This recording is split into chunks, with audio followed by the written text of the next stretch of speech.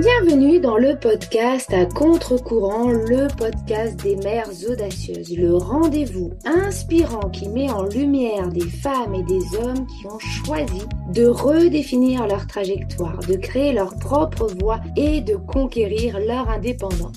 Je suis votre hôte, Nathalie Grimaud-Morvillet, et je suis honorée de vous accompagner dans ce voyage extraordinaire. Après plus de 15 ans en tant que salariée dans le domaine du marketing digital et après 4 discriminations à la maternité, j'ai décidé de prendre mon indépendance pour mieux profiter de mes enfants sans renoncer à ma carrière professionnelle. Avec la tribu digitale, j'aide désormais les parents à en faire de même. Dans ce podcast, à chaque épisode, nous vous présenterons des histoires captivantes de mères audacieuses, de pères engagés, mais surtout de parents déterminés qui ont trouvé le courage de se réinventer pour mieux concilier leur vie personnelle et professionnelle. Qu'il s'agisse de maman, de papa ou de famille, notre podcast est un espace où chacun peut trouver une source d'inspiration, de conseils et de perspectives pour embrasser un avenir empreint de flexibilité, d'épanouissement et de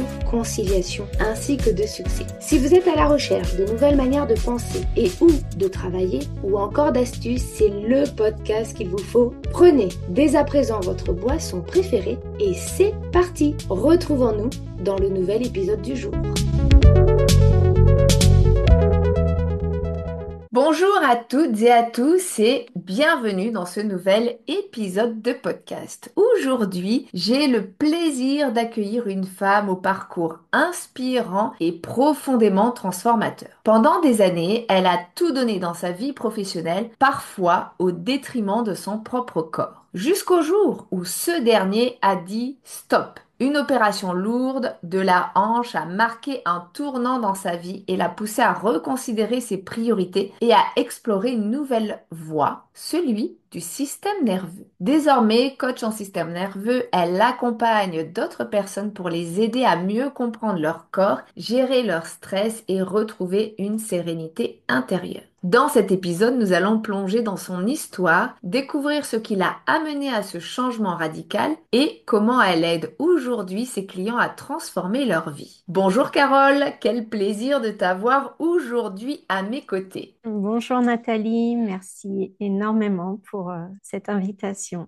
Avec plaisir. Alors justement, pour commencer cet épisode, est-ce que tu peux te présenter à celles et ceux qui nous écoutent? Alors pour me présenter, je dirais d'abord, je suis passionnée par les relations humaines, par l'idée de mieux nous comprendre, de mieux nous entendre et de découvrir tout ce qui peut ne pas être forcément facilement connu ou qui n'est pas une évidence en tout cas. Et pour me présenter, j'aime aussi dire que voilà, mon environnement privilégié, c'est d'être au bord de la mer, quel que soit le type de mer, mais c'est vrai que j'aime être au bord de l'eau. Et j'aime bien commencer par d'autres types de caractéristiques, donner mon âge ou mais effectivement, c'est toujours intéressant pour les personnes de savoir aussi ces aspects-là pour mieux comprendre mon histoire. Mais aujourd'hui, j'ai 49 ans. Je vis surtout sur La Rochelle et partiellement à Chatou en Île-de-France. Et donc, je suis mariée et j'ai 2 enfants. Et justement, depuis quand es-tu maman? Alors, ma fille aînée a 19 ans et mon fils a 16 ans. Donc de grands adolescents, voire jeunes adultes. Voilà, c'est ça. Ils m'ont fait beaucoup avancer aussi pendant tout ce parcours. C'est vrai que devenir maman est un sacré challenge au quotidien. On ne se rend compte à la fois que des bons moments et aussi des difficultés que l'on partage que lorsqu'on devient maman. Oui, tout à fait. Ça vient beaucoup chambouler qui l'on est, ce que l'on croyait. Alors, on peut avoir des idées avant d'avoir des enfants. Quand je les aurai, je serai comme ci, je serai comme ça. Ils seront comme ci, ils seront comme ça. Et puis, finalement, ça se règle pas comme du papier à musique. Et c'est toute cette expérience humaine qui est profondément intéressante. Exactement. Et c'est vrai que comme tu dis, ça chamboule beaucoup et on se remet énormément en question tout au long de ce parcours. Est-ce que tu peux nous raconter comment nous nous sommes rencontrés? Alors, comme toi, je suis entrepreneur. Après avoir été salariée pendant une vingtaine d'années dans des grands groupes, je suis entrepreneur depuis 2019. Il y a quelques mois, j'ai voulu aussi reprendre la parole sur LinkedIn. Et donc, on s'est rencontrés à l'occasion du bootcamp de Nina Ramen avec toute une équipe, tout un groupe. On était dans un petit sous-groupe qui a été vraiment super. On a gardé des liens avec certaines, non, toutes les deux, mais avec d'autres aussi. J'ai adoré cette expérience humaine, encore une fois, au-delà des compétences acquises pour mieux communiquer et pouvoir transmettre nos messages à travers LinkedIn. Exactement. Si tu étais une femme à impact connu, qui serais-tu, mais surtout pourquoi? Alors, celle qui m'est venue à l'esprit spontanément, ça a été Kate Winslet. Elle a vraiment vécu aussi une relation compliquée avec son corps, en tout cas le regard des autres par rapport à son corps. Et c'est quelqu'un qui incarne vraiment cette authenticité avec son corps, avec le vieillissement. Elle met en valeur le fait que l'on vieillisse, que l'on ait ses rides, que l'on ait ses formes. Et ça, c'est vraiment des valeurs d'authenticité, d'acceptation de soi. Pour moi, c'est une vision vraiment inspirante de la femme moderne, Mm. quelqu'un qui incarne et qui célèbre une beauté naturelle, qui sort de ces diktats de la perfection, tout ce qui nous est imposé. En tout cas, ce que j'ai pu vivre, ce que je vois aussi chez beaucoup d'autres femmes, c'est cette déconnexion avec le corps, parce qu'en fait, on nous impose, alors c'est nous qui l'acceptons aussi, mais à travers toutes les publicités que l'on peut voir. On n'est pas assez fine, on n'est pas assez grosse, on n'a pas certaines formes. Voilà, il faut surtout pas vieillir, rester jeune le plus longtemps possible. Tout ça, c'est tellement présent que ça crée un rouleau compresseur à l'intérieur de nous et ça crée une pression intérieure qui peut nous amener à être très très dur avec notre corps ou même à complètement se déconnecter de notre corps. Je trouve que son message à elle, il est vraiment inspirant. Tout à fait, je suis totalement d'accord avec toi. C'est vrai qu'on a beaucoup de dictats sur le physique, sur la manière d'être, de s'habiller, etc. Et que pour Mm. beaucoup, c'est très problématique parce que finalement, une femme peut être complètement différente et heureusement qu'on est différentes Mm. les unes des autres aussi.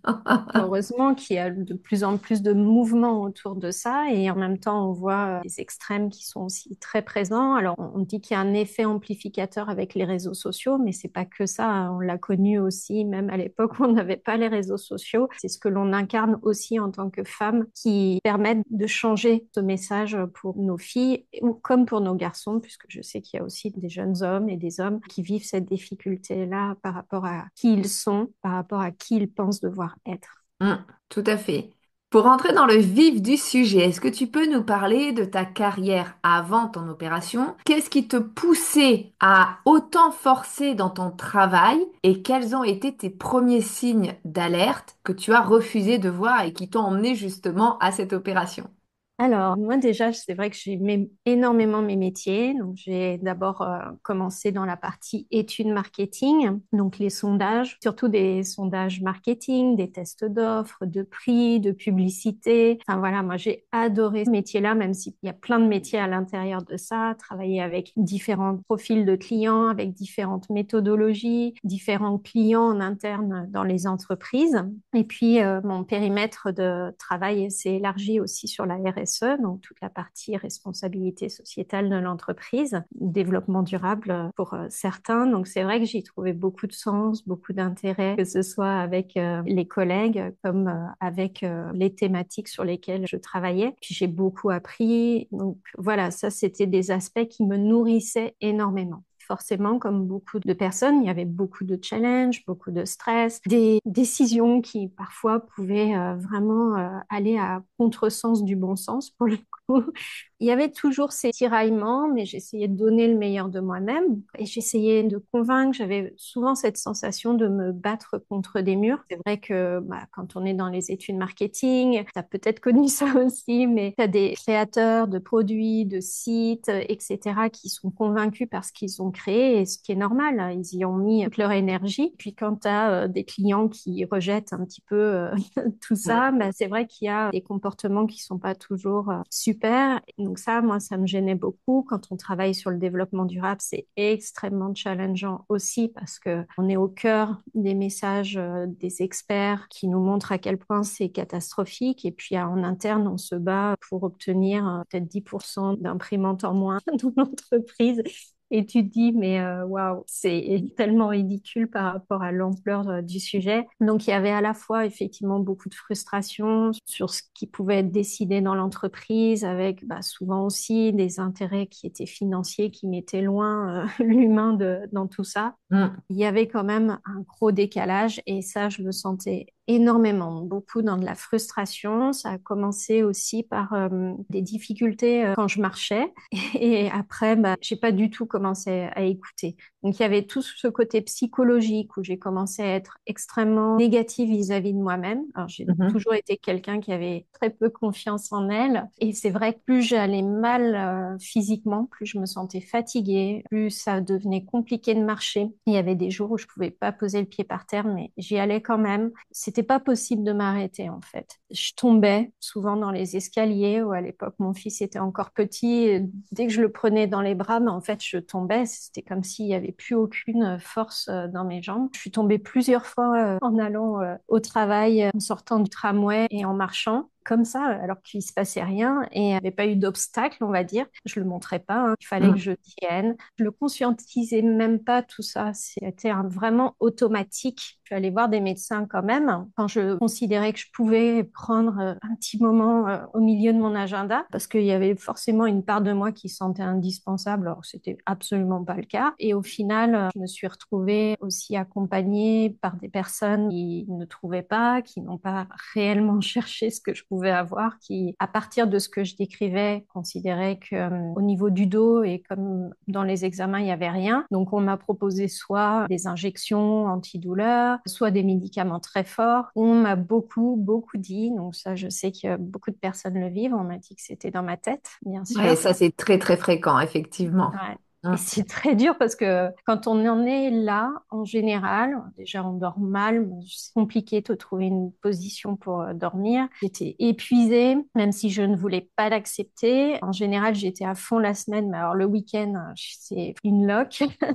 Et même si je faisais quand même des choses, hein, mais c'est vrai que dès que je m'endormais l'après-midi, je pouvais dormir jusqu'à ce qu'il fasse nuit. Il fallait qu'on me réveille. Enfin, c'était très dur. Et dans ces cas-là, effectivement, on vous dit qu'on c'est dans votre tête, on culpabilise encore plus, on a encore plus honte. Donc, on Mm. force encore plus parce que bah, si c'est de notre faute, dans ce cas-là, il faut forcément bah, tenir un peu plus et puis ça va passer. J'étais murée en fait dans cette incapacité à m'arrêter, à m'écouter. Ça s'est même répercuté avec un acouphène qui a émergé un soir où j'étais rentrée à plus de minuit du travail, épuisée et puis bah voilà, ça j'avais beau vouloir ne pas entendre même mes collègues, j'avais plusieurs collègues hyper bienveillantes qui me le disaient que ça se voyait physiquement. J'étais décomposée par la douleur, je le voyais avec bah, la grosseur de mes jambes qui était complètement différente d'une jambe à l'autre. Enfin, ça a été très compliqué et puis à un moment donné, je pense que là mon mari il en a eu un peu ras-le-bol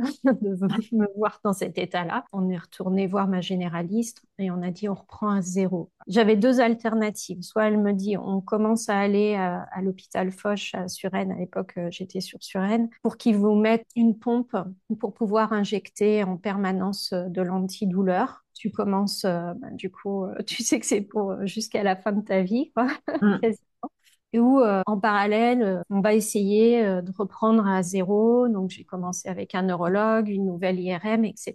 Heureusement, je suis pas allée à l'hôpital Foch ce jour-là. Et donc, enfin, j'ai eu des experts qui ont commencé à me dire, mais je pense pas que ce soit le dos, mais ça a l'air d'être la hanche. Et par chance, du coup, grâce à un rhumatologue que j'ai pu voir grâce à ma généraliste, enfin, je suis tombée chez le spécialiste de la hanche en France, professeur Lequen, vraiment quelqu'un de très reconnu dans son domaine qui était, malheureusement, il est décédé. Il avait déjà 90 ans quand je l'ai rencontré en 2014. Et là, j'ai découvert la vraie médecine. C'était quelqu'un qui prenait son temps, qui était là, OK, faut pas rester amoureux de sa première hypothèse.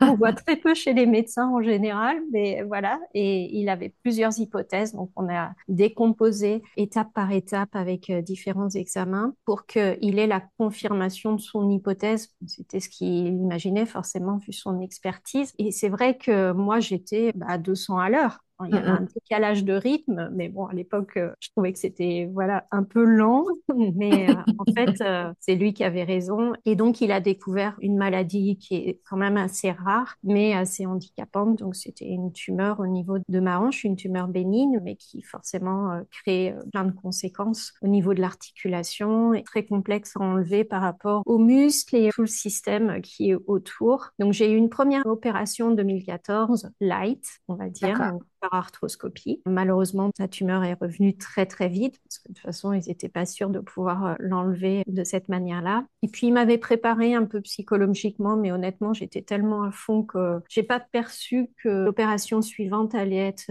celle que j'ai vécue. Et donc, en 2016, on dit voilà, on va passer à l'opération un peu plus lourde. Bon, 3 heures d'opération, en anesthésie locale. Et donc, pendant cette opération, j'ai vraiment senti que mon corps me lâchait complètement. Waouh. J'avais même organisé, tu sais, cette opération en juillet, en me disant comme ça, je vais me reposer pendant mes vacances, et puis je serai d'attaque en septembre pour Et être puis tu vas opérationnelle. recommencer, nickel, sans Voilà. aucun problème. Ah oui, c'est le travail avant tout, pas la santé. Donc tu disais effectivement que pendant l'opération, tu as senti ton corps te lâcher. Dans quel état tu étais? Parce que comme tu étais en anesthésie locale finalement et pas complète, tu as quand même vu, je suppose, ou entendu des bruits et Mm. donc entendu un peu ce qui se passait, etc.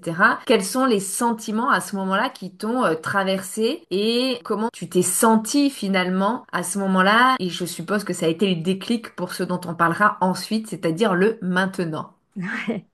Donc effectivement, pendant l'opération, bon, il y avait déjà beaucoup de bricolage, hein. On entend vraiment les coups de marteau, la scie pendant cette opération, ces 3 heures. Et puis il y a un moment donné où mon corps a mal réagi à l'anesthésie. J'avais toute ma tête, toute ma conscience, mais le corps partait un peu dans tous les sens. Puis bah bien sûr toutes les machines, les personnes qui paniquaient. Donc c'était pas au niveau cardiaque, mais bon, je basculais en hypothermie. Et effectivement, moi quand j'ai fait cette opération, j'étais extrêmement épuisée. J'étais déjà dans cette sensation de survie et pas de vivre vraiment. Et quand il y a eu ce moment-là où j'ai vraiment senti cette déconnexion totale avec le corps, je me rappelle juste m'être posé cette question, mais qu'est-ce que j'ai loupé, quoi? Pourquoi j'en suis là sur cette table d'opération? Si je dois partir demain, mais j'aimerais bien comprendre ce que j'ai loupé parce que, en fait, je comprenais pas pourquoi je vivais ça alors que c'était pas un accident. Mm, mm. J'avais pris quand même cette conscience que c'était moi qui étais quelque part à l'origine de ce qui m'arrivait là. Si j'en étais à cette opération, je sentais que j'étais responsable, mais j'arrivais pas à comprendre pourquoi, parce que c'était pas une situation extérieure. Alors que quelque part, avant, j'essayais, si je me sentais mal, si j'étais fatiguée, pour moi, c'était toujours à cause des autres. J'attendais toujours que ce soit les autres qui changent dans leur manière de décider ou dans les organisations ou ci ou ça. Et j'attendais toujours que la solution elle vienne de l'extérieur. Et là, j'ai pris conscience que j'étais quand même à l'origine de tout ça. Mais j'ai vraiment posé cette question parce que Mhm. même si le chirurgien était super content de l'opération qu'il avait faite, il n'avait pas intégré le fait que mon corps était en burn-out. C'était une opération qui était rarement faite. Pour lui, c'était la première fois qu'il le faisait sur quelqu'un de mon âge. J'étais encore plus jeune à ce moment-là, qui était censé être sportif. Voilà, c'est souvent fait sur des personnes âgées, mais pas sur des personnes de mon âge. Et surtout, il n'avait pas pris le côté global hein, de mon état. Mm, mm. Donc, il y avait aussi un décalage là avec le côté médical où lui, il voyait que la zone qui avait été opérée et pas mon état général. Donc, c'est vrai que voilà, j'ai beaucoup souffert après cette opération, forcément. J'ai vraiment eu la sensation qu'il fallait même que je parte, quoi, parce que je souffrais tellement. L'opération était tellement, tellement douloureuse et j'avais beau prendre des antidouleurs, rien passait. Donc, quand on est dans cet état-là et qu'on se sent, surtout à 40 et quelques, assez jeune encore, tu te senti, mais waouh, tu peux plus aller aux toilettes, tu es devenue mais complètement dépendante. Et je m'en voulais énormément à moi-même. Voilà, j'ai énormément pleuré. Je suis restée allongée pendant très longtemps, plusieurs semaines où je pouvais quasiment pas marcher, pas bouger. Et puis finalement, cette convalescence, ça a été l'opportunité de créer quelque chose de nouveau. Un point de passage, une transition. J'aurais pu replonger, mais en fait, non, j'ai réussi à ne pas replonger. Waouh, en tout cas, ça me met des frissons tout ce que tu nous racontes là et merci beaucoup pour ton partage complètement sincère. Justement, c'est un peu pendant cette convalescence que tu as commencé à t'intéresser à l'état d'esprit, enfin à pas mal de choses et notamment que tu as découvert le système nerveux. Alors, comment tu as découvert le rôle du système nerveux dans la santé globale? Parce que, sauf erreur de ma part, on n'en parle pas beaucoup en France. En tout cas, avant de te connaître, moi, je n'avais aucune notion de la partie système nerveux. Oui, écoute, moi, avec tous les médecins que j'ai vus, j'en ai jamais entendu parler, en tout cas par les équipes médicales, même si je sais qu'il y en a qui s'y intéressent. Hein. Donc voilà, c'est que j'ai pas vu les bons. En fait, ce qui s'est passé, c'est que pendant ma convalescence, alors que j'avais jamais médité avant, j'ai ressenti l'élan de faire de la méditation. Mhm. Et puis, en parallèle, j'avais commencé forcément à faire de la kiné au bout d'un certain moment. Ça m'apportait vraiment quelque chose. J'avais compris, j'avais réalisé que de toute façon, ma priorité, c'était de me reconnecter à mon corps et de me réconcilier avec mon corps. Donc, j'ai commencé à pratiquer un yoga très doux qui s'appelle le yoga de la femme. Progressivement, en 2019, j'ai quitté le salariat et je me suis lancée dans des formations pour être professeure de yoga thérapeutique. Pour moi, j'imaginais accompagner des femmes particulièrement à se reconnecter à leur corps, à se réconcilier avec leur corps. Et pour ça, j'ai fait des super formations, dont une au Québec, et puis formation yoga de la femme et formation yoga thérapeutique, des super formations aussi avec Bernadette de Gasquet. Je me suis vraiment formée à fond sur le yoga. Ces formations, elles sont vraiment très, très intéressantes et forcément, on apprend la physiologie, on commence à comprendre un petit peu plus au-delà des muscles, pour les postures, des articulations, etc. Il y a eu toute cette approche sur le système nerveux qui m'a été transmise à travers différentes formations, particulièrement quand je me suis formée au yoga aussi restauratif yoga, qui est vraiment le yoga de la régénération du système nerveux et du Mhm. corps. Et finalement, j'ai pris conscience à ce moment-là que ce que j'avais fait pendant ma convalescence, à rester allongée avec plein de supports, parce que forcément, je pouvais pas mettre ma jambe n'importe comment, et de méditer dans cette posture. C'est impossible pour moi de méditer assise. J'ai pris conscience que c'était de la régénération de mon système nerveux que j'avais pu faire. Donc, j'ai commencé à approfondir ce sujet-là, surtout à l'intégrer alors avec ces pratiques de yoga et puis des pratiques qui peuvent sembler très spirituelles aussi pour certaines personnes. Pour moi, en tout cas, parce que j'ai toujours fait ces formations avant tout pour moi, pas que dans un but de transmission à l'extérieur. J'ai approfondi en tant que thérapeute. Puis après, j'ai senti l'intérêt du coaching. Et puis, ce système nerveux était toujours en toile de fond dans mes accompagnements. Je sentais que j'avais envie de l'amener d'une autre manière, parce que c'est un sujet qui n'est pas spirituel, c'est un vrai sujet scientifique et médical. J'ai découvert par hasard des coachs système nerveux aux États-Unis, dont une en particulier qui m'inspirait énormément, qui coach des dirigeants, qui coach des cadres supérieurs, beaucoup d'entrepreneurs aussi. Et en fait, je l'ai contacté un jour et je lui ai dit, écoute, j'adorerais que tu me formes parce que j'ai l'impression que la manière dont tu transmets ça, qui n'est pas une manière spirituelle, mais vraiment pratico-pratique pour des personnes qui sont comme moi, j'étais dans Mm. cet état un peu mode automatique, surmené, surchargé, peuvent l'intégrer en amont plutôt que d'éviter une catastrophe physique comme je l'ai vécu, un burn-out, parce que pour être vraiment honnête, mon burn-out, il s'est révélé à moi, on va dire en 2016. Ça fait vraiment que depuis cet été, donc été 2024, que j'ai ressenti que j'avais retrouvé mon énergie d'avant. Et Ah ça ouais. prend du temps. Ça prend du Mm, temps de récupérer d'un burn-out parce que forcément, on a tellement tiré sur la corde, on a tellement surconsommé notre énergie, épuisé notre organisme, notre système hormonal, notre système immunitaire.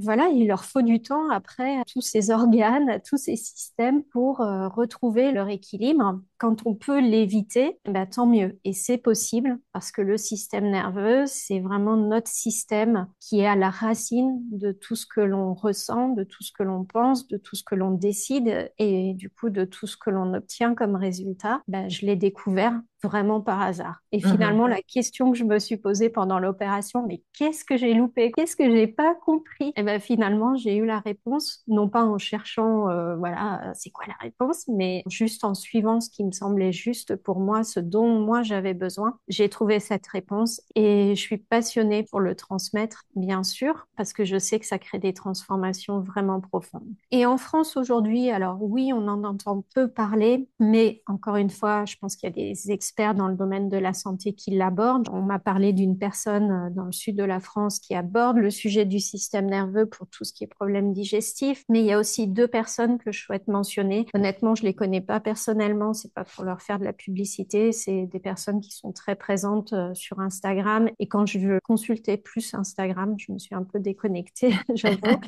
Je sais que j'appréciais de lire ce qu'elle proposait. Je ressens en tout cas que ce sont des personnes vraiment impliquées et sérieuses sur leur transmission autour du système nerveux. Donc il y a Camille Thomas qui publie énormément de choses sur le système nerveux et qui Mhm. propose des accompagnements. Et Alexandra Béard, qui a un nom qui me parle beaucoup, l'anxiété, c'est pas dans votre tête, euh, Ah, je qui, comprends. il mentionne aussi. Donc, on avait eu l'occasion d'échanger par message, mais on s'est jamais parlé de vive voix. Je n'ai pas travaillé avec elle. Ce que je sais, c'est que de toute façon, il y a plein de personnes, et il y en a probablement d'autres, hein, qui connaissent le système nerveux et vous allez peut-être, c'est même sûr, en entendre de plus en plus parler. Dans les pays anglo-saxons, c'est beaucoup plus présent. Mm.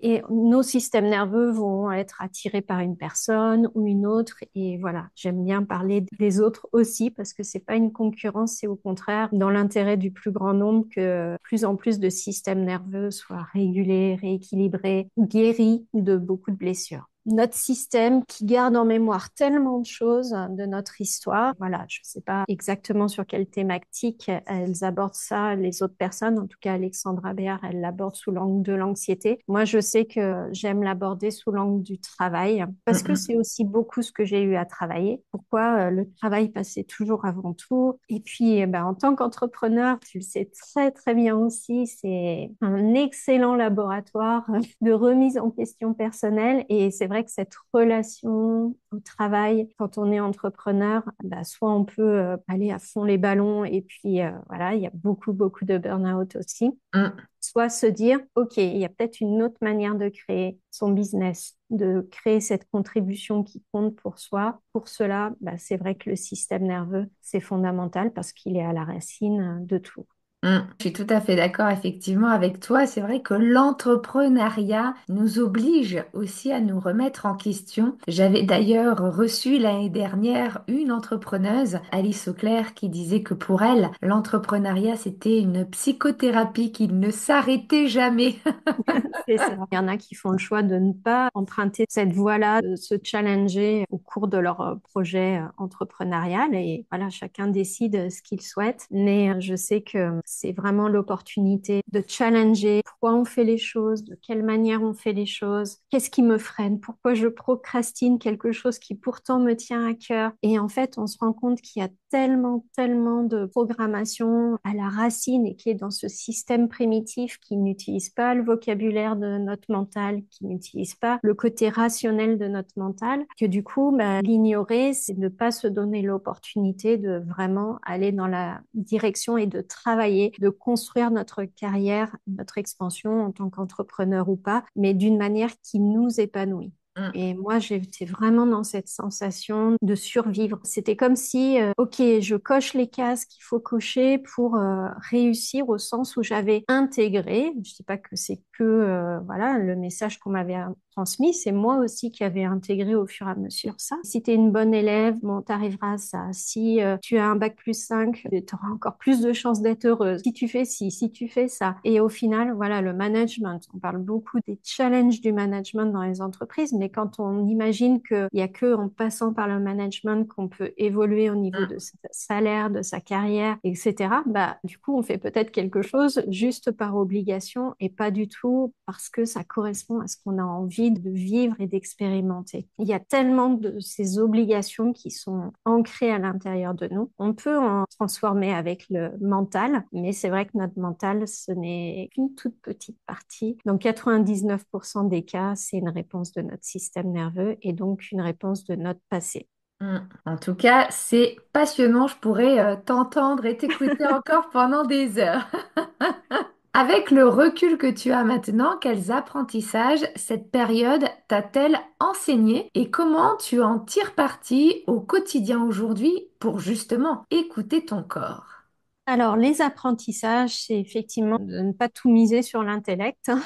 D'avoir compris qu'on avait deux systèmes en parallèle, ça me permet aussi de mieux faire cohabiter tout ça. Et je trouve ça mais tellement passionnant parce que c'est ce qui nous rend plus humains. Et à l'heure actuelle, où tout ce qui est intellectuel est challengé à travers l'intelligence artificielle, tous ces métiers qui sont remis en question parce qu'ils se disent qu'ils peuvent être remplacés. En fait, ce que je trouve passionnant, c'est que tout notre côté humain, toutes ces réponses qu'on peut avoir grâce à l'écoute du corps, qui est vraiment le transmetteur, on va dire, des informations du système nerveux, c'est ce qui peut nous aider. Plus on va être humain, plus on va être connecté à notre corps, plus on va être capable de créer des choses que de toute façon l'intelligence artificielle ne peut pas faire. Mm. En fait, quand on est avec un système nerveux qui est plus régulé, moins en surcharge de stress, toutes nos facultés intellectuelles sont développées parce qu'on va beaucoup plus alimenter notre cortex préfrontal. Et c'est ça qui fait qu'on est plus créatif, qu'on est plus innovant, qu'on a une capacité à voir sur du long terme et que l'on est connecté.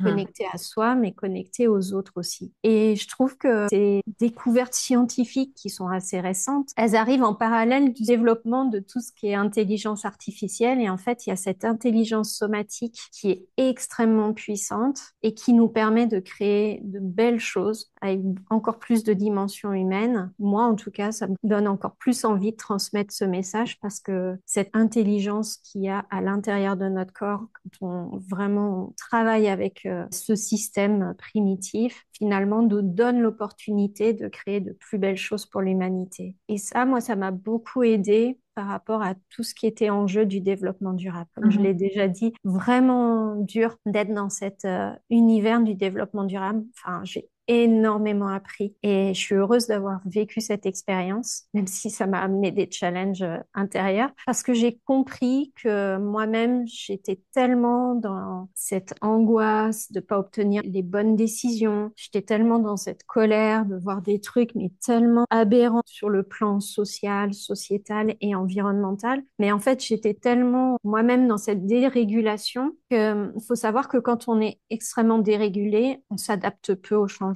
Mhm. Moi, ça m'a aidé parce que à comprendre aussi que moi-même, en tant que manager, ou directrice, que j'essayais de convaincre les membres du COMEX ou j'avais eu l'opportunité de rencontrer des membres du conseil d'administration, mais en étant dérégulé, forcément, les personnes en face de nous restent dérégulées aussi. Nos systèmes nerveux communiquent ensemble. Mm. Et Intéressant. donc, si tout le monde est dérégulé ensemble, on peut pas prendre des décisions qui sont long terme, on peut pas prendre des décisions qui sont plus en connexion avec l'humain, puisque ça, c'est possible qu'avec un système nerveux qui est beaucoup plus régulé et qui retrouve un meilleur équilibre. En Ok. tout cas, nos facultés intellectuelles nous permettent de prendre d'autres types de décisions. Et donc, par rapport au développement durable, moi, j'étais dérégulée. Forcément, ça a amené les personnes en face de moi, elles-mêmes rester dans leur résistance. Et Mm. je trouve que de comprendre ça à l'heure où effectivement il y a des enjeux tellement forts, on a beau donner des chiffres rationnels, bah, ça ne suffit pas. On le voit bien, hein. Et on voit que plus il y a des catastrophes naturelles et plus le taux de personnes qui soupçonnent le changement climatique, en tout cas qui soupçonnent que c'est faux, que c'est lié à notre mode de vie, notre mode de consommation, notre mode de production, eh bien, en fait, c'est de la résistance. Et plus on va amener le monde à être vraiment en sécurité et pas une sécurité rationnelle, telle qu'on peut l'expliquer avec des mots, c'est se sentir en sécurité dans son système nerveux et il a vraiment un autre langage. Et plus on va pouvoir avoir des décisions qui sont beaucoup plus durables pour soi et pour le monde. C'est des grandes ambitions, mais déjà pour soi, ne serait-ce que nos carrières, pouvoir incarner des carrières différentes. On voit aussi qu'il y a beaucoup de jeunes, et particulièrement les jeunes femmes, qui sont stressées très tôt, mais c'est aussi comment nous, on incarne ce monde du travail vis-à-vis de nos enfants. Moi, j'ai eu beaucoup de clientes qui étaient affolées par le niveau de stress que pouvaient avoir leurs enfants. Mm. Et c'était des personnes qui avaient vécu des burn-out. Et le stress est tellement présent par les parents que, bah voilà, ça se reproduit automatiquement, ça devient la norme en fait. Et donc de soi-même essayer d'incarner une autre manière de vivre sa carrière, une manière plus durable, c'est aussi ce qui va permettre aux jeunes bah, de construire et d'être mieux dans leur peau, mieux dans leur tête, parce que le modèle qu'on leur propose est aussi plus sain et plus en connexion avec soi et les uns avec les autres. Donc voilà, c'est un ensemble d'apprentissage. Ça apprend beaucoup l'humilité, ça c'est clair, parce que c'est vrai que quand on est à fond et qu'on est énormément dans le mental, on essaye qu'une seule chose, c'est de contrôler, d'obtenir telle et telle décision de l'extérieur, on essaye de tout gérer, que tout soit parfait, que tout soit contrôlé. Moi, je dirais le plus gros des apprentissages, c'est que j'ai totalement arrêté de contrôler ce que les autres pouvaient penser de moi, ce que les autres pouvaient décider et à me sentir en sécurité, quelles que soient les circonstances. Alors, bien sûr, je suis activée, je suis stressée, je ressens toutes les émotions, mais je suis aussi à l'aise avec mes émotions, à l'aise avec des émotions qui sont pas forcément perçues comme valorisantes. Mais voilà, je suis à l'aise avec bah, les noms des clientes. Je suis activée quand il y a des projets qui se développent. J'ai été hyper activée quand il a fallu que je fasse une première intervention en entreprise. Tout Mhm. simplement parce que mon corps était encore avec cette mémoire du burn-out et a tout fait pour m'empêcher que je fasse cette intervention dans l'entreprise. Qui disait, entreprise disait, tu vas faire encore un burn-out? Donc non, je te protège. Ta survie, c'est de ne pas refaire un burn-out. Donc on fait tout pour que tu rates cet événement, pour surtout qu'il n'y en ait pas d'autres, quoi. Donc, voilà, il y a vraiment cet apprentissage de, OK, il y a ce système qui est à l'intérieur de moi, qui essaye de piloter, qui peut me freiner, mais qui est aussi une des plus grandes forces pour pouvoir créer avec les autres. Merci beaucoup en tout cas pour ce partage. Justement, quels seraient les conseils que tu donnerais à celles et ceux qui sentent, donc qu'ils ou elles, hein, sont sur le point de craquer physiquement ou mentalement?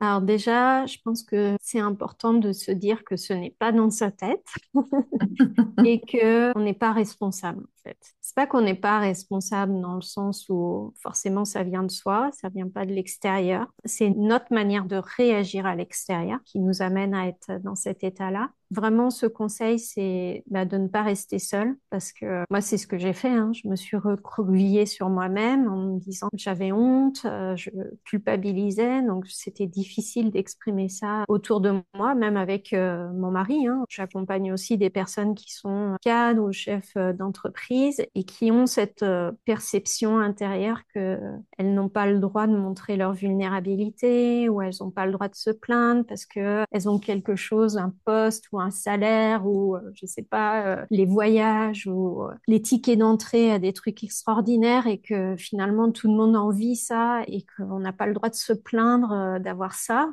Hmm. même auprès de proches. Trouvez une personne de confiance avec qui vous vous sentez en sécurité, quel qu'il soit, que ce soit un thérapeute, médecin, si c'est ce qui vous donne confiance, ou une amie, qui est vraiment pas là pour vous dire que vous avez raison ou quoi, mais qui est là pour vous dire ce qui est juste pour vous et en tout cas des personnes avec qui vous vous sentez vraiment en sécurité. Mais encore une fois, se sentir en sécurité, ça se réapprend aussi parce que quand on a eu le stress comme mode de vie habituel, se sentir en sécurité dans son corps, on ne sait plus trop à quoi ça ressemble en fait. Faut y aller progressivement. Peut-être que ça peut commencer par aller marcher le plus souvent possible dans la nature. Peut-être que ça peut être par prendre une tasse de thé et sentir la chaleur de sa tasse de thé dans ses mains et hop, ça ramène un peu d'apaisement. Mais en tout cas, c'est pas dans votre tête et ne pas rester seul. Mm. Ben, merci beaucoup pour ces conseils. Pour terminer cette interview, est-ce que tu pourrais nous partager soit une réussite, une transformation marquante que tu as observée soit chez toi, soit chez un de tes clients? Il y en a beaucoup. Si ce que je ressens, c'est effectivement ce qui, moi, m'aide le plus au quotidien, c'est cette adaptabilité, cette résilience aux circonstances. Depuis que j'ai commencé, il y a eu énormément de challenges, tant professionnels dans ce parcours de l'entrepreneuriat que des challenges personnels, des traumas qui sont réapparus. Voilà, des circonstances vraiment difficiles. Et c'est ce que j'observe aussi chez mes clientes, c'est cette capacité à se sentir quand même en confiance, qui n'avait pas confiance, comme je l'ai dit à un moment donné. J'ai jamais eu confiance en moi et à chaque fois qu'on me disait, bah oui, faut faire ça ou ça pour avoir confiance. Et en fait, naturellement, la confiance en moi, elle est revenue, mais en travaillant juste sur mon système nerveux, en fait. En allant plonger là où c'était pas toujours agréable, mais c'est ce qui m'a permis de gagner cette confiance en moi et qu'elle soit présente, en fait. Et même quand il y a des moments challengeants, en fait, il y a une confiance qui est toujours présente. Et ça, je le vois aussi chez mes clientes. Cette capacité à finalement, même quand c'est difficile, à se sentir OK. Je sens que c'est difficile, je suis présente avec ce qui est difficile, mais je peux être bien aussi. On ne s'enferme plus dans un mal-être, mais Mhm. on a cette capacité à vivre, c'est vraiment ça, vivre. Mm. En fait, j'étais en mode survie, c'est physiologique, mais c'était ce que je ressentais. Je savais même plus ce qui me faisait plaisir. C'est aussi ça, retrouver aussi ce qui nous fait plaisir parce qu'on retrouve cette connexion à soi. On sait ce qui nous fait du bien, on sait ce qui nous fait plaisir. On sait dire non. On apprend aussi énormément ça dans le développement personnel. Apprenez à dire non, mais ça s'apprend pas avec la tête. En fait, c'est encore une fois, c'est ancré à l'intérieur de nous. Et si dire non, ça a été tellement perçu comme étant une menace, ben, on ne pourra pas savoir dire non. Être confiante tout en disant non à quelqu'un ou à un projet ou à un chiffre d'affaires supplémentaire, je ne sais quoi, ça donne vraiment cette capacité à se sentir vivante et pas à survivre et à se suradapter et à correspondre à ce qu'on pense que les autres attendent de nous. On peut vraiment être soi. Et c'est là où ça rejoint finalement ce message de Kate Winslet et de se sentir bien avec son corps, de se sentir bien avec son âge. Je suis profondément plus heureuse maintenant à 49 ans que ce que je pouvais ressentir comme bonheur beaucoup plus jeune. Et physiquement, ça se transforme aussi. Et quand je revois des personnes qui me connaissaient quand j'étais vraiment dans les pires moments de mon état de santé, ils me disent, mais c'est pas possible, t'as rajeuni, en fait. Mais forcément, le système nerveux, il est aussi au niveau du visage. Donc, si on veut garder un visage et un corps jeune, eh bien, allons à la racine et allons au système nerveux et pas simplement avec du superficiel. Eh ben, merci beaucoup, en tout cas, merci infiniment, Carole, pour ton témoignage authentique et surtout les précieux conseils que tu nous as partagés aujourd'hui. Si nos auditrices et nos auditeurs souhaitent en savoir plus et avoir des exercices simples pour les aider à réguler leur système nerveux, je partagerai donc en commentaire de cet épisode de podcast notre émission sur la télé de Lyon à ce sujet puisque nous avions fait sur le plateau un petit exercice. En tout cas, ton parcours est une belle leçon de résilience et d'écoute de soi. Finalement, même lorsque l'on croit qu'il est impossible de se relever, nous nous rendons compte qu'il est possible de trouver la force nécessaire en écoutant son corps, comme tu le dis, en allant à la racine et en le reprogrammant. Aux mamans qui nous écoutent, si cet épisode vous a inspiré ou aidé, n'hésitez pas à le liker, le commenter ou tout simplement à le partager à une de vos amies qui en aurait besoin. Vous pourriez être à l'origine d'un changement radical. En attendant notre prochain épisode, je vous souhaite à toutes et à tous une très belle journée, après-midi ou soirée et surtout, prenez soin de vous, écoutez votre corps, il est votre meilleur allié.